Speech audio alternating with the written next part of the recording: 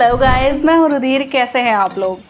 तो गाइस आज हम लोग खेसारी लाल जी का एक न्यू सॉन्ग टीज़र आया हुआ है, लागेलू जहर official teaser feet Khesari Lal Yadav.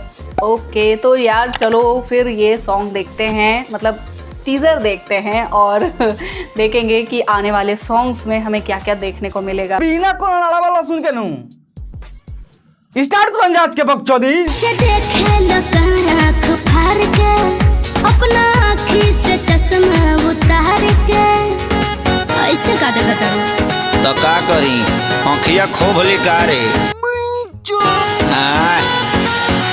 ऐसे देखे लोग आँख फाड़ के अपना आँखी से चश्मा उतार के तुम सच में डियर तुम पिए हो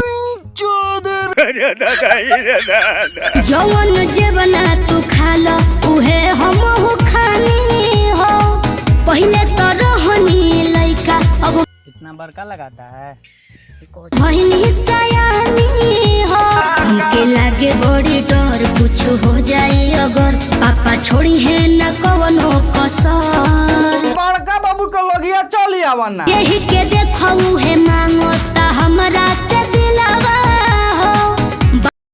कालिया कहा कि चलो अंतिम में तू भी डर पकड़ लेना।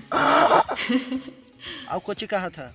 अरे सोनुआ के ला तो इधर है, वहाँ पर जो कह रहा था कि लाजो के पहले हम ही लेबुआ। चल जाइला बताई रोबो छोड़ के हमको चल गई बाहर, हमको ठोकवा कितना मन करता, अब पानी गिरता, बताइए ना हम का करी। तो नीचवा एगो बाल्टी लगा दो, सब पनिया स्टॉक हो जा। तो मिलो जी फिर से एगो नेक्स्ट वीडियो में, तब तक के लिए बाय।